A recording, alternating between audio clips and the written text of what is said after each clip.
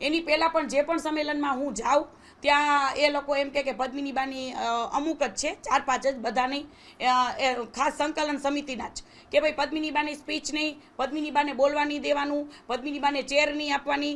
હમણાં જ હું લીંબડી ગઈ હતી ત્યાં પણ મને બોલવાનું. હવે તો મીડિયામાં પણ એવું એ લોકો કહી દે કે પદ્મિની બા આવે તો એનો વિડીયો નહીં ઉતારવાનો અને એનો વિડીયો ક્યાંય વાયરલ નહીં કરવાનો, ધમકાવીને કહે છે, ન્યૂઝવાળાને ધમકાવીને કહે છે. તો શું કામ? અને જો બધાને એવું લાગતું હોય કે પદ્મિની બા બીજેપીમાં છે, પદ્મિની બા અત્યારે કોઈ રાજકીય લેવલે નથી. હું અત્યારે સામાજિક છું, નથી કોંગ્રેસ કે નથી બીજેપીમાં, બરાબર. હું મારી સ્વાભિમાનની લડાઈ લડું છું અને લડતી આવીશ અને સમાજની સાથે છું અને હંમેશા રહીશ. પણ મને કોઈ એવું થોપે નહીં કે તમારે આ કરવું જોઈએ, તમારે આ કરવું જોઈએ, બરાબર. મારે મારા ઘરના રોટલા ખાવા છે તો મને કોઈ એવું ફોન કરી ન કે તમારે મને સલાહની જરૂર નથી. જે મારે કરવું હતું એ મેં કર્યું છે. સાથ આપો, સલાહની જરૂર નથી. ત્યારે પદ્મિની બા 10 બહેનો એકલા જ હતા, અત્યારે ટોળામાં નીકળ્યા છો બધાય, તો ત્યારે ક્યાં ગયા હતા?